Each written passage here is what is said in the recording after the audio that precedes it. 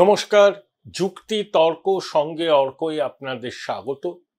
আপনাদের সঙ্গে আমি অর্কপ্রভ সরকার। আপনাদের বলে রাখি, 11ই নভেম্বর থেকে 14ই নভেম্বর পর্যন্ত, মানে বিহারের নির্বাচন হয়ে যাওয়ার পর 11ই নভেম্বরের সন্ধ্যেবেলা থেকে 14ই নভেম্বর ফলাফল ঘোষণা হওয়া পর্যন্ত বিহার নিয়ে বিশেষ প্রতিবেদন করব। তার মধ্যে থাকবে এক্সিট পোল, বিধানসভা কেন্দ্র ওয়ারি ফলাফলও আপনাদের জানাতে পারি, কিন্তু সেটা কতটা আপনাদের ভালো লাগবে আমি জানি না, কিন্তু ওভারঅল একটা ফলাফল তো আপনাদের বলবই।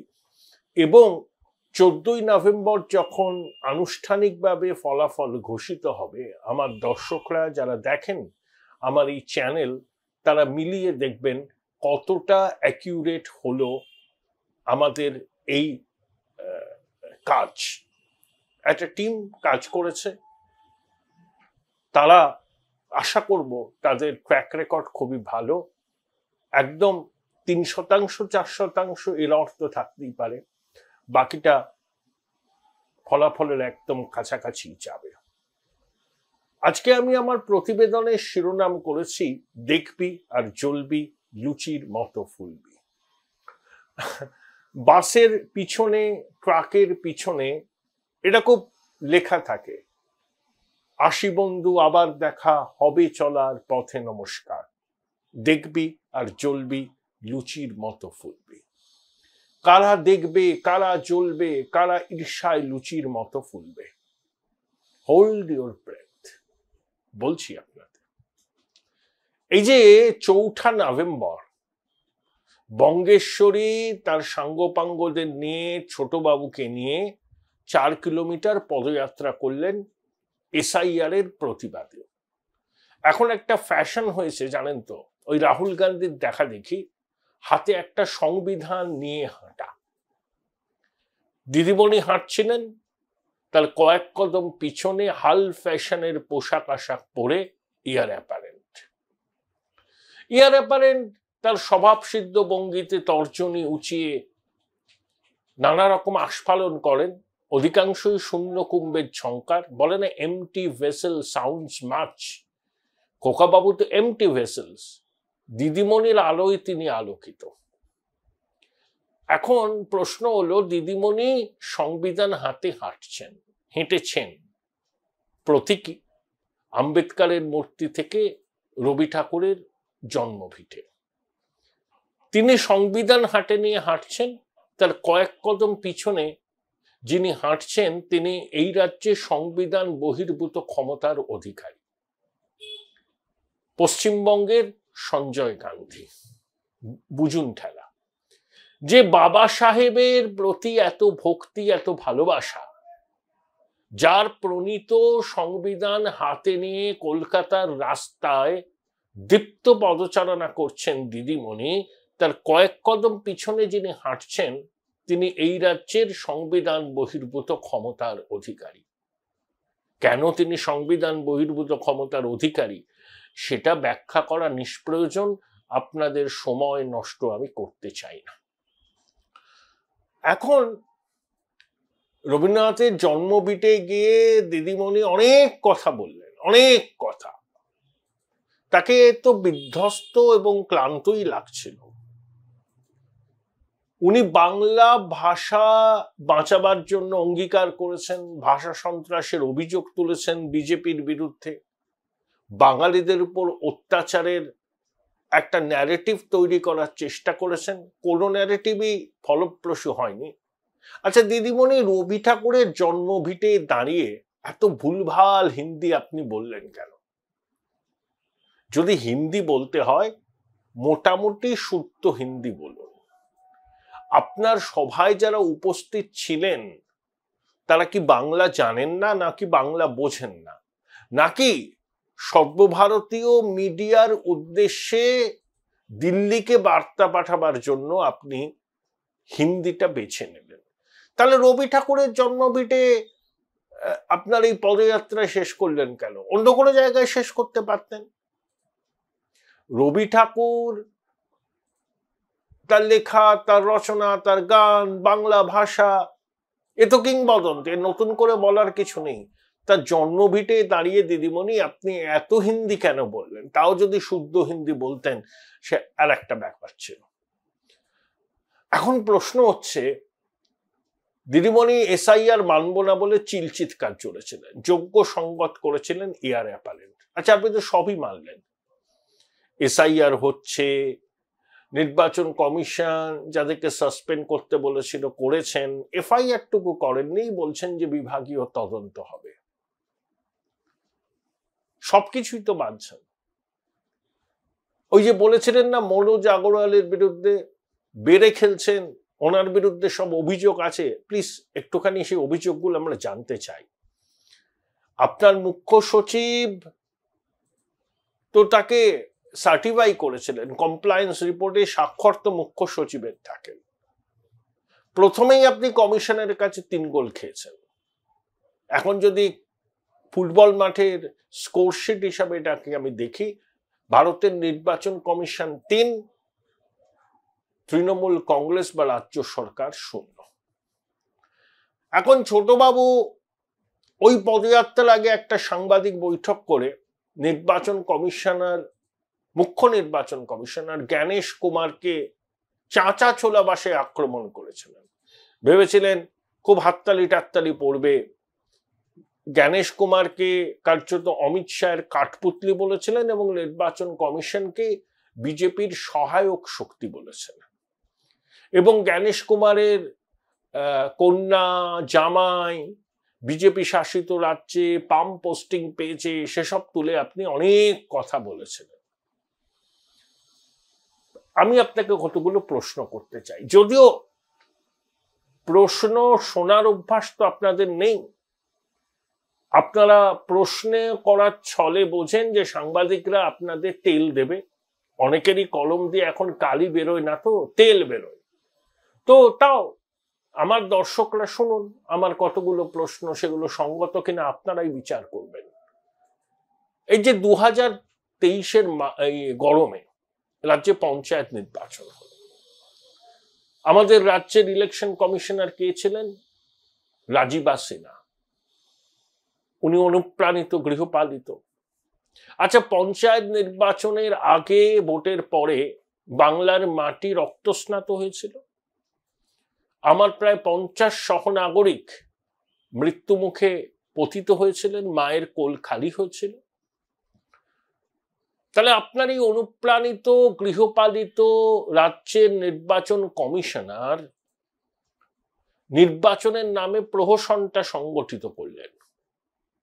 হাইকোর্টে গিয়ে কাছুমাচি হয়ে দাঁড়িয়েছিলেন। বিচারপতিরা বলেছেন যে কমিশন তার সাংবিধানিক দায়িত্ব পালন করতে একেবারে ব্যর্থ এবং কমিশনার যেন নিজেকে আইনের ঊর্ধ্বে, সংবিধানের ঊর্ধ্বে না ভাবেন। আপনি বোধহয় এরকম অনুপ্রাণিত, গৃহপালিত নির্বাচন কমিশনার চান, যাকে সামনে রেখে শাসক দলের রাজনৈতিক লক্ষ্যটা পূরণ হবে।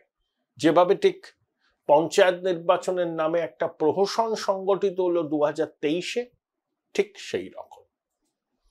এরকম অনুপ্রাণিত, গৃহপালিত আধিকারিক যদি নির্বাচন কমিশনের দায়িত্বে আসেন, তাহলে বঙ্গেশ্বরী বেজায় উৎফুল্ল হন, মনে করেন একদম ইনিই হচ্ছেন নিরপেক্ষতার মূর্ত প্রতীক।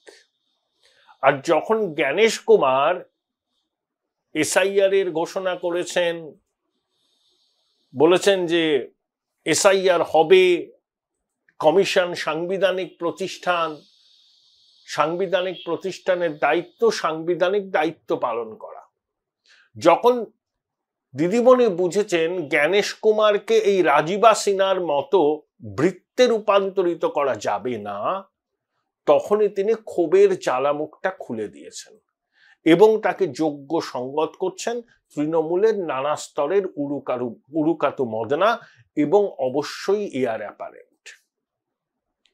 সামান্য একটা স্থানীয় পর্যায়ের নির্বাচনে প্রায় 50 জন সহনাগরিকের মৃত্যু হলো। ভারতবর্ষের অন্যান্য জায়গায় স্থানীয় পর্যায়ের নির্বাচন হয়, কোথাও দেখেছেন এরকম রক্ত ঝরে? এরকম মায়ের কোল খালি হয়? আর পুরসভায় তো নির্বাচনই হয় না। ওই নামকওয়াস্তে কলকাতায় একটা নির্বাচন করেছিলেন ওই 2022-এর জানুয়ারি মাসে। সেটা নির্বাচন না প্রহসন কলকাতার মানুষ মাত্রই জানে। এই হচ্ছে ওভারঅল ছবি।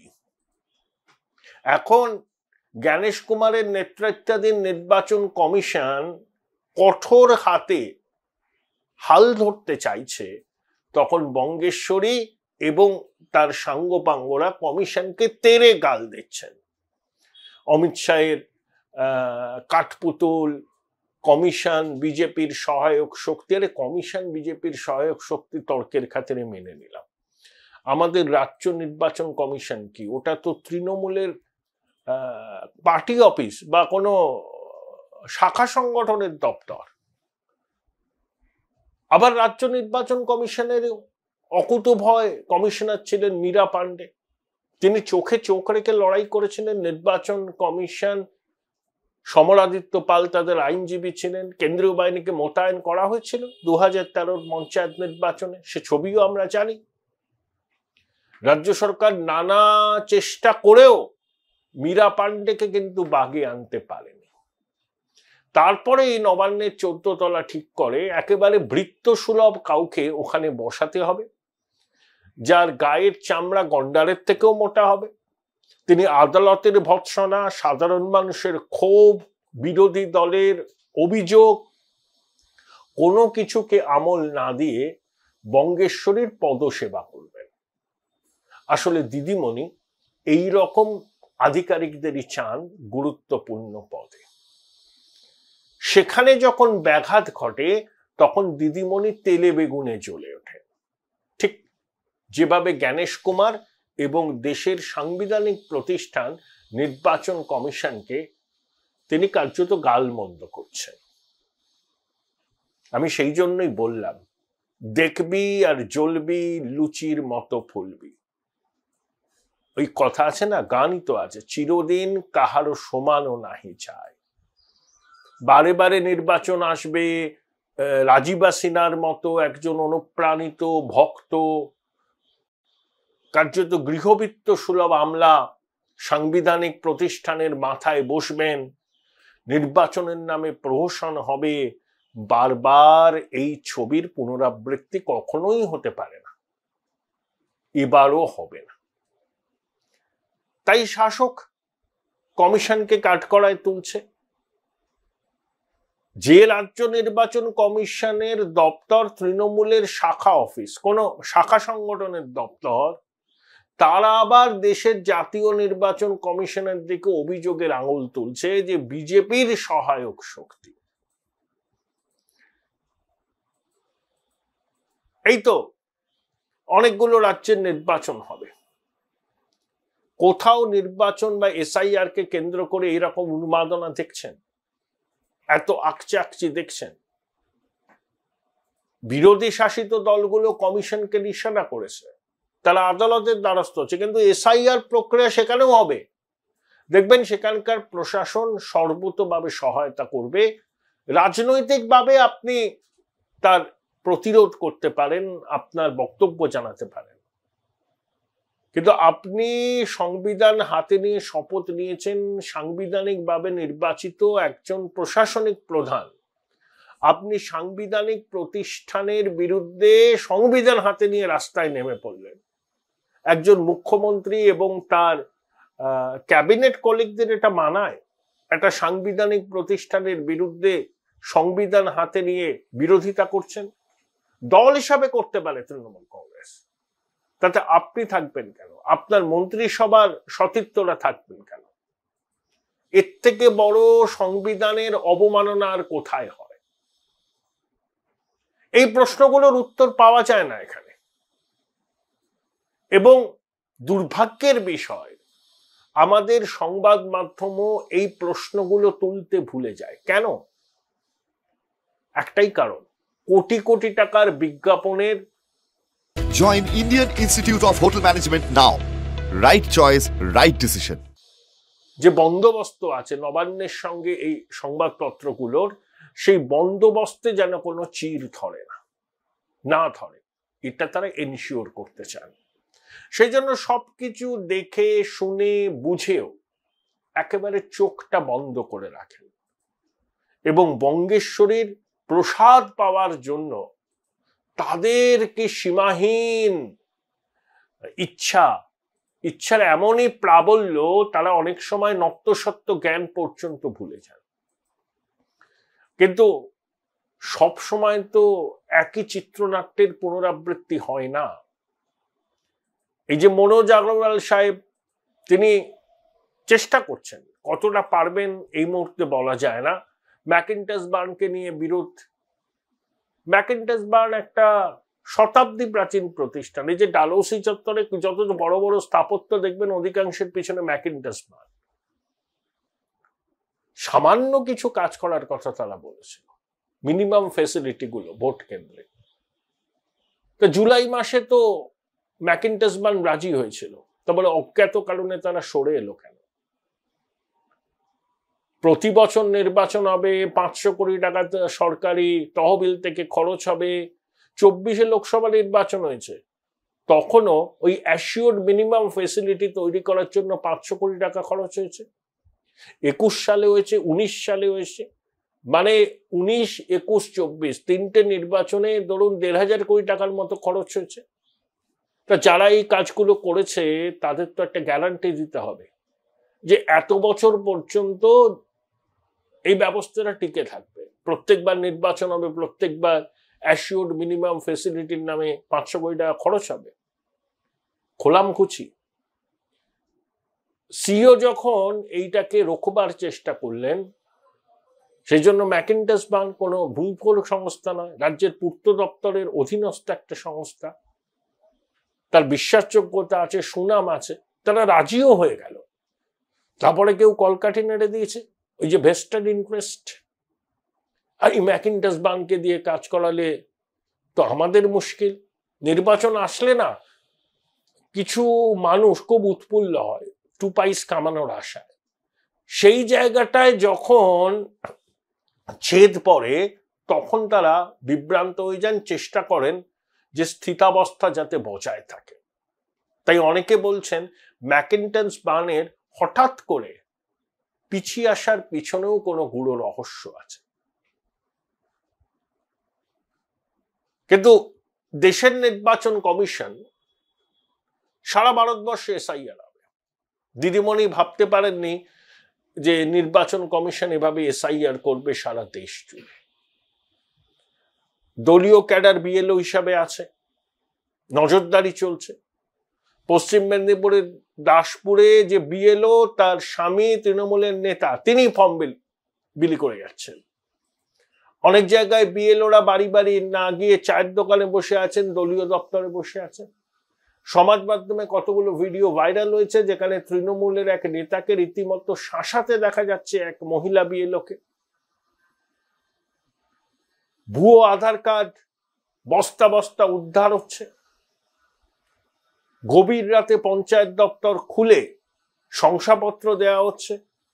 শুভেন্দু অধিকারী 6 নভেম্বর অভিযোগ করেছেন কলকাতা কর্পোরেশন অবৈধভাবে জন্মের শংসাপত্র বিলি করছে। তিনি আরটিআই করে জানতে চেয়েছেন যে বিগত 1 মাসে কত জন্মের শংসাপত্র বিলি হয়েছে। অর্থাৎ শাসক মরিয়া হয়ে গেছে যাতে এসআইআর হলে তাদের যে ভোট ব্যাংক, সেই ভোট ব্যাংকের ক্ষতিটা যতটা কম করা যায়। আমার ধারণা এসআইআর প্রক্রিয়া স্বয়ংসম্পূর্ণ হবে না, কিন্তু যদি 80% সফলভাবে হয় সেটাই অনেক। এখন তো সবে কলির সন্ধে, এর মধ্যেই বিক্ষিপ্ত ঘটনার খবর আসছে। আরো কয়েকটা দিন যাক না, তারপরে আমরা বুঝতে পারবো যে এসআইআর প্রক্রিয়া কতটা সুষ্ঠুভাবে সম্পন্ন হবে। দেখুন, কলকাতা শহর, আশেপাশে শহরাঞ্চল, মফস্বল টাউন, ওগুলোতে মোটের উপর হয়ে যাবে, টুকটাক ইতস্তত কিছু ঘটনা ঘটবে। কিন্তু উত্তর 24 পরগনার সীমান্তবর্তী অঞ্চল, দক্ষিণ 24 পরগনার অনেক অঞ্চল, মালদা, মুর্শিদাবাদ, নদিয়া, দিনাজপুর, আলিপুরদুয়ার, শিলিগুড়ি, জলপাইগুড়ি, যেখানে ভারত বাংলাদেশ সীমান্ত আছে, যেখানে বিশেষ সম্প্রদায়ের সংখ্যা বেড়ে গেছে হঠাৎ করে, সেখানে কিন্তু এসআইআর প্রক্রিয়া খুব নির্বিঘ্নে হবে বলে অন্তত আমার মনে হয় না। এই তো এসআইআর শুরুর আগেই গুলশন কলোনি প্রমুখ জায়গাতে বিএলওদের রীতিমতো হুমকি দেওয়া হয়েছিল পিস্তল বার করে। তাই বললাম এতে সবে কলির সন্ধে, এখনই কিচ্ছু বলার জায়গায় নেই আমরা। নির্বাচন কমিশনের 3 জন প্রতিনিধি উত্তরবঙ্গে আছেন, আলিপুরদুয়ার, কোচবিহারে যাবেন। বিশেষত ছিটমহলের বাসিন্দাদের অনেকগুলো ন্যায্য উদ্বেগ আছে, সেগুলোকে তাদের নিরসন করতে হবে এবং এনুমারেশন ফর্ম ছাপার কাজ কিন্তু তাড়াতাড়ি সম্পন্ন করতে হবে। দেখুন, এসআইআর নিয়ে তো বিভ্রান্তি আছে, মানুষের মনে তো আতঙ্ক আছে, স্বাভাবিক, অস্বাভাবিক কিছু না। যেভাবে উদ্দেশ্য প্রণীতভাবে শাসক এসআইআর এর সঙ্গে এনআরসি কে যুক্ত করার চেষ্টা করছে, তাতে অনেকেই আতঙ্কিত হয়েছে। নির্বাচন কমিশনের উচিত পশ্চিমবঙ্গের সবকটি প্রচারিত সংবাদ মাধ্যমের প্রথম পাতায় কয়েকদিন ধরে বিজ্ঞাপন দেয়া এবং এসআইআর এর ফর্ম কিভাবে ফিল আপ করা যায় সেই ডেমো ফর্ম ছাপানো, এফএম এ প্রচার করা, টেলিভিশন চ্যানেলে বিজ্ঞাপন দেওয়া, বারবার বারবার বারবার করে। শুধুমাত্র নির্বাচন কমিশন সাংবাদিক বৈঠক করলেন, তাতে কিন্তু সব প্রশ্নের উত্তর পাবেন না সাধারণ মানুষ, তারা বিভ্রান্ত। কমিশনের কাজ কিন্তু ইনক্লুশন, ন্যায্য ভোটারদের নাম যাতে তালিকায় থাকে এবং অবৈধ ভোটারদের নাম যাতে বাদ যায়, কিন্তু মেনলি হচ্ছে ইনক্লুশন, ইনক্লুসিভ। বাদ দেয়া কমিশনের কাজ নয়। হ্যাঁ, মৃত ভোটার, একাধিক জায়গায় নাম তোলা ভোটার, অনুপ্রবেশকারীদের চিহ্নিত করে তাদের বার করতে হবে, detect, delete and deport, 3D। ওটা নিয়ে কোনো আইওটা অফ ডাউট নেই, এটার জন্য ঐক্যমত্য পশ্চিমবঙ্গের মানুষের আছে। কিন্তু এসআইআর এর প্রক্রিয়াটাকে সহজ সরলভাবে মানুষের কাছে তুলে ধরবার জন্য কমিশনকে আরো অ্যাক্টিভ হতে হবে, বিজ্ঞাপন দিতে হবে। তারা তো বিজ্ঞাপন দেন নির্বাচন কমিশন। এত বড় এক্সারসাইজ হচ্ছে 23 বছর বাদে, তাদেরকেও মানুষের সচেতনতা বৃদ্ধির জন্য কার্যকরী পদক্ষেপ নিতে হবে। এখনো পর্যন্ত কমিশনের ভূমিকা সদর্থক, সিওর ভূমিকা অতীতের তুলনায় অনেক বেশি সদর্থক, কিন্তু এখনো কলির সন্ধে। নির্বাচন কমিশন সদর্থক ভূমিকা পালন করছেন বলেই তো তেলে বেগুনে জ্বলে উঠছে বঙ্গেশ্বরী এবং তারিয়ার ব্যাপারে। কিন্তু এখনো পর্যন্ত যা ইঙ্গিত, কমিশন তার সাংবিধানিক দায়িত্ব পালনে বদ্ধপরিকর। তাই শিরোনামটা দিয়েছি, দেখবি আর জ্বলবি লুচির মতো ফুলবি।